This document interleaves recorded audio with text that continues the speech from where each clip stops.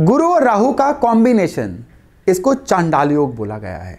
और चांडाल वर्ड अपने आप में इतना नेगेटिव वर्ड है कि जिनके भी बर्थ चार्ट में गुरु और राहु एक साथ होते हैं ना, वो बहुत ही चिंतित हो जाते हैं, एंग्जाइटी का शिकार हो जाते हैं कि अब ये जो चांडाल योग है ये इनकी लाइफ में क्या क्या उत्पात लाने जा रहा है। आज के वीडियो में हम यही चर्चा करने वाले हैं कि गुरु राहु का कॉम्बिनेशन जो है दरअसल आपके लिए अच्छा है कि बुरा है। अगर बुरा है तो इसके उपाय क्या क्या किए जा सकते हैं। नमस्कार, मेरा नाम है योगेश शर्मा, स्वागत है आपका happy life with Yogesh Sharma में। और दोस्तों, आगे बढ़ने से पहले हर बार की तरह एक विनम्र निवेदन कि अगर अभी तक आपने मेरे चैनल को सब्सक्राइब नहीं किया है ना, तो कृपया सब्सक्राइब करिए और हाँ, बेल बटन दबाना ना भूलिएगा।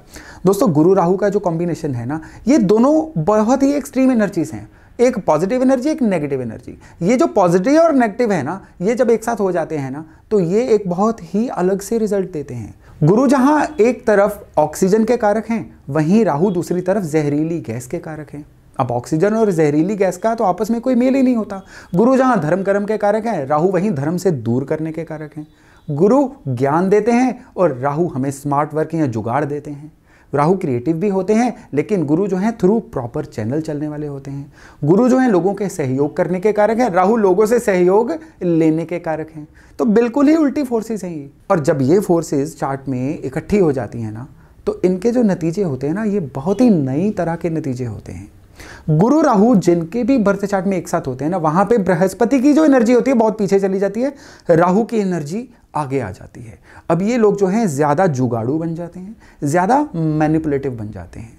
ये लोग जो है ना, ये आराम पसंद काफी देखे गए हैं। यानी मेहनत तो करेंगे, लेकिन मेहनत करके जब एक बार नतीजे आ गए ना, अब ये लगातार थोड़ा सा ऑफ लेने का, लाइफ में चिल करने का, ये काफ़ी ज़्यादा सोचना शुरू कर देते हैं। इनकी लाइफ में देखा गया है कि अमीर घर में पैदा हो तो इनके लाइफ में स्ट्रगल काफ़ी आ जाते हैं, और अगर गरीब घर में पैदा हो तो इनकी लाइफ में लग्जरीज काफ़ी आ जाती हैं। यानी जिस लेवल पे पैदा हुए ना, उसके उल्टे रिजल्ट जो हैं गुरु राहु के कॉम्बिनेशंस में बहुत ज़्यादा देखे गए हैं। फिर भी ये डिपेंड करता है कि कॉम्बिनेशन बर्थ चार्ट के कौन से घर में बन रहा है। वो घर जो है ज़्यादा डिसाइड करेगा कि ये गुरु राहु का कॉम्बिनेशन अच्छा है कि बुरा है। लेकिन अभी के लिए तो मैं आपको कॉमन चीजें बता रहा हूं कि सभी में जो कॉमन चीजें हैं ना, वो क्या देखी गई हैं। गुरु राहु का कॉम्बिनेशन पिता के लिए या दादा की हेल्थ के लिए भी अच्छा नहीं होता है। जब ये लोग जो है ना, गुरु राहु वाले अपनी टीन एज से लेके यंग एज के बीच में जाते हैं ना, तब पिता की कमाई पर या पिता की हेल्थ या सलामती पर काफी ज्यादा हिट आती है। इसके अलावा गुरु राहु का कॉम्बिनेशन तब इन लोगों को बहुत अच्छे नतीजे देने शुरू कर देता है जब इनके खुद के घर में पुत्र संतान पैदा होती है। पुत्र संतान क्या होता है? पुत्र संतान होता है केतु। और जब इनके जीवन में नेचुरली केतु इंस्टॉल हो जाते हैं ना, तब ये गुरु राहु का कॉम्बिनेशन इनके जीवन में बहुत ही विशेष, बहुत ही अच्छे नतीजे लाने शुरू कर देता है। अब देखिए, गुरु राहु की जो इकट्ठी एनर्जी है ना, ये मिलके बुध की एनर्जी को बनाती है। गुरु पीला रंग, राहु नीला रंग, पीला नीला को मिलाएंगे तो हरा रंग बनेगा। तो इसका मतलब क्या हुआ? इसका मतलब ये हुआ कि जिनके भी बर्थ चार्ट में गुरु राहु एक साथ है ना, इनके बुध बहुत ही स्ट्रांग होते हैं। यानी इनकी मेमोरी, इनकी बुद्धि, इनकी बातचीत करने की कला, अपने आप को प्रेजेंट करने की कला, ये बहुत ही अच्छी होती है। हालांकि ये इसका फायदा कम ही उठा पाते हैं, क्योंकि बुध की जो एनर्जी होती है ना, ये थोड़ी सी पेशेंस भी मांगती है। और गुरु के वीक होने की वजह से ये पेशेंस ही इनमें नहीं होती है। ये हर नतीजा जल्दी जल्दी ले लेना चाहते हैं। सपोज करिए, अगर ऐसे लोग किसान हो ना, तो ये लंबी फसलों को तो उगा नहीं पाएंगे। ये हमेशा उन्हीं फसलों का काम करेंगे जो 15 दिन महीने में तैयार हो जाएं। या अगर ये कोई भी पेशेंस वाला काम करेंगे ना, तो उसमें नॉर्मली फेल ही होंगे। पेशेंस इनको अभ्यास करके इंस्टॉल करनी पड़ती है। तो ये तो मोटा मोटी था गुरु राहु का ओवरऑल फल। अब हर घर के लिए गुरु राहु का फल कौन सा है, इसकी अगर चर्चा नहीं करेंगे तो गुरु राहु का कॉम्बिनेशन ना आपको पूरी तरह से समझ आएगा, ना ही आप इस वीडियो का पूरा फायदा ले पाएंगे। अगर बर्थ चार्ट के फर्स्ट हाउस में लग्न में गुरु राहु एक साथ होते हैं ना, अब ये लोग क्या होता है, इनको जीवन में इजी मनी कमाने के चांसेस बहुत मिलते हैं। बहुत बार देखा गया है कि रेंटल इनकम इनको सूट कर जाती है। बहुत बार देखा गया है कि मेहनत वाले कामों को ये लोग रिफ्यूज कर देते हैं या बहाने ढूंढने शुरू कर देते हैं कि फलाने काम मुझे सूट नहीं कर रहा है, मेरी हेल्थ ठीक नहीं रह रही है। और जो काम इजी मनी वाले होते हैं ना, ये उस काम की तरफ खींचे चले जाते हैं। मैनिपुलेटिव भी बहुत होते हैं, जुगाड़ करने में ये लोग माहिर होते हैं। और ऐसे लोगों का ना लाइफ में क्या होता है, थोड़ी सी इज्जत इनको कम मिलती है। इनकी जो ब्रांडिंग है ना, या गुडविल है, बहुत ज़्यादा इस्टेब्लिश नहीं हो पाती है। और गुरु राहु का कॉम्बिनेशन जब सेकंड हाउस में होता है, पैसे के उतार चढ़ाव तो देता ही देता है। यहाँ पे बहुत ही विशेष चीज़ होती है कि इसके बिल्कुल 180 डिग्री उल्टे 8वें घर में अगर इसके शत्रु ग्रह आ जाएं, शत्रु ग्रह कौन से होते हैं इसके, शुक्र और बुध, तो ना इनकी मैरिड लाइफ अच्छी रहती है, ना ही बुध के रिश्तेदार यानी बुआ, बहन, बेटी, इनकी लाइफ में भी उत्पात मचे रहते हैं। इवन इनकी अपनी संतान पे भी इसका बुरा असर रहता है। यानी अगर गुरु राहु सेकंड हाउस में होंगे ना, तो ये एक बहुत ही वीक योग में से, बुरे योग में से एक बन जाता है। थर्ड हाउस में गुरु राहु होंगे, अब ये जो योग है ना, ये पुत्र संतान के लिए हानिकारक होता है। लेकिन ये जो इंसान होते हैं ना, ये अपनी स्किल्स में बहुत ही माहिर होते हैं। ये लोग अपनी स्किल के दम पे, अपनी हाजिर जवाबी या अपने एकदम से तुरंत फैसला लेने की ताकत से ना जीवन में बहुत आगे बढ़ जाते हैं। गुरु राहु का कॉम्बिनेशन चौथे घर में हो तो ये लोग स्ट्रेस, एंग्जाइटी या एकदम से चिढ़ जाना, ऐसी आदतों का शिकार होते हैं। आदतों की बात चली है ना, ये लोग डिसिप्लिन्ड नहीं रह पाते हैं। हालांकि इनके जीवन में पैसे की कमी नहीं रहती है, लेकिन फिर भी जितना इनको मिलना चाहिए ना, डिसिप्लिन की कमी की वजह से वो नहीं मिल पाता है। थोड़े में ही इनको खुश रहना पड़ता है। फिफ्थ हाउस में गुरु राहु होंगे तो भी ये संतान के लिए अच्छा नहीं होता। लेकिन ये लोग जो है ना, स्किल्स वो वाली सीखते हैं जो स्किल्स बाकियों के पास नहीं होती। कुछ बहुत ही अलग स्किल्स, कुछ बहुत ही दूर की स्किल्स जिसके बारे में लोगों ने सुना नहीं होता, ये उनको सीख के जीवन में आगे बढ़ते हैं। यानी अगर गुरु राहु का योग जो है फिफ्थ हाउस में होगा, अगर आप लोग कुछ डिफरेंट स्किल्स सीखेंगे ना, कुछ नए हुनर सीखेंगे, तो जीवन में बहुत ही आगे बढ़ पाएंगे। रूटीन में रहेंगे तो ना विद्या अच्छी हो पाएगी, ना ही उस विद्या का फायदा ले पाएंगे।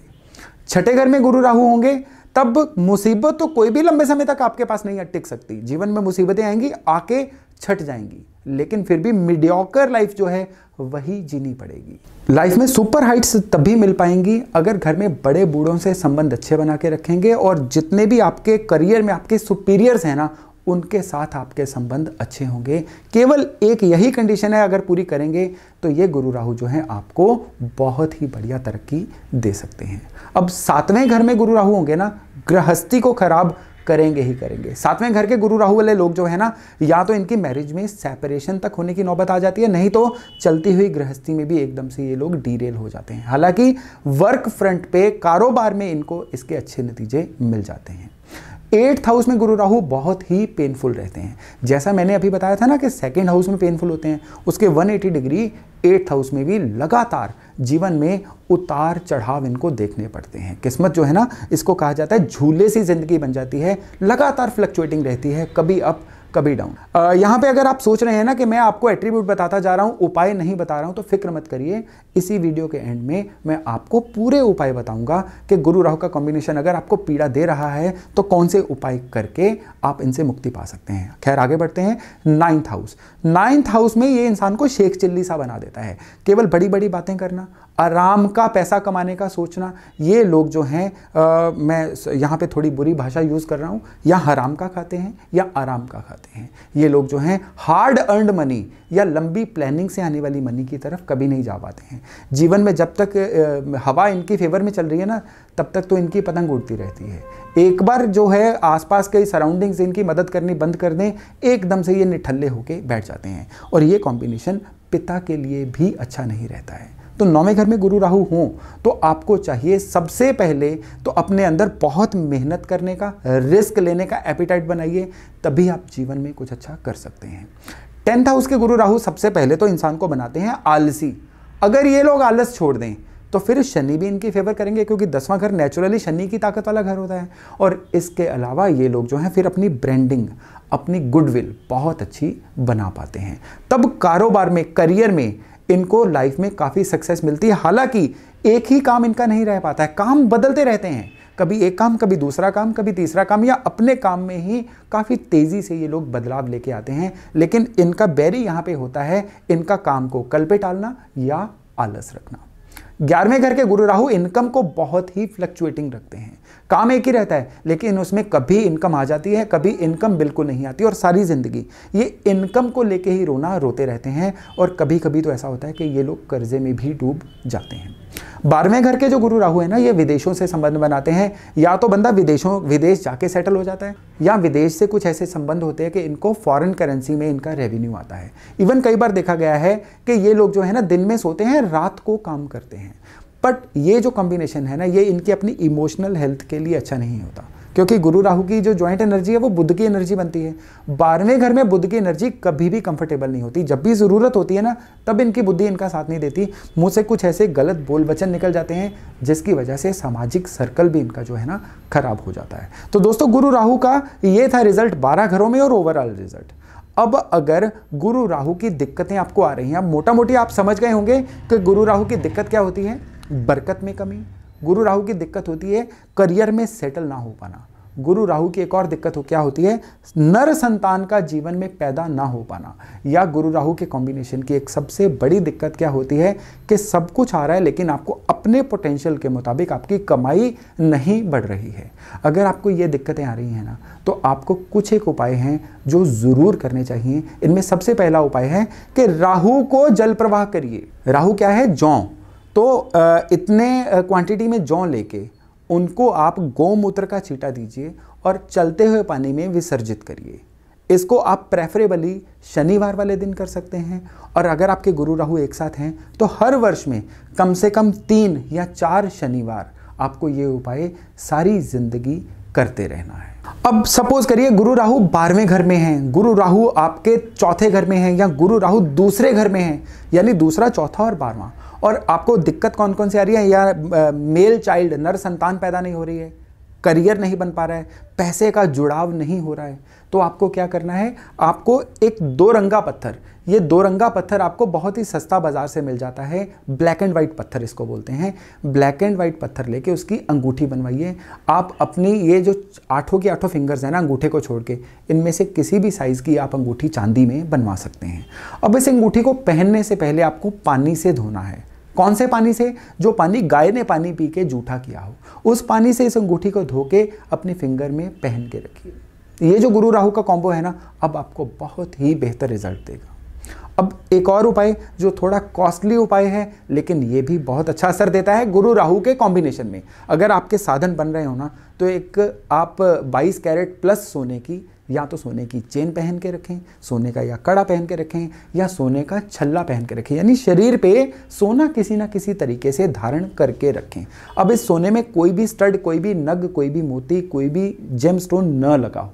आप केवल इतना भर करिए, गुरु राहु का कॉम्बिनेशन आपको बेहतरीन नतीजे देने शुरू करेगा। तो दोस्तों, ये था गुरु राहु का डिटेल और उसके उपाय। मैं आशा करता हूं कि अगर आपके बर्थ चार्ट में गुरु राहु है ना, आप इसका पूरा फायदा अब ले पाएंगे। तो आज का वीडियो यहीं तक था। बहुत जल्द मिलते हैं एक नए टॉपिक के साथ। अपना खूब ध्यान रखिएगा।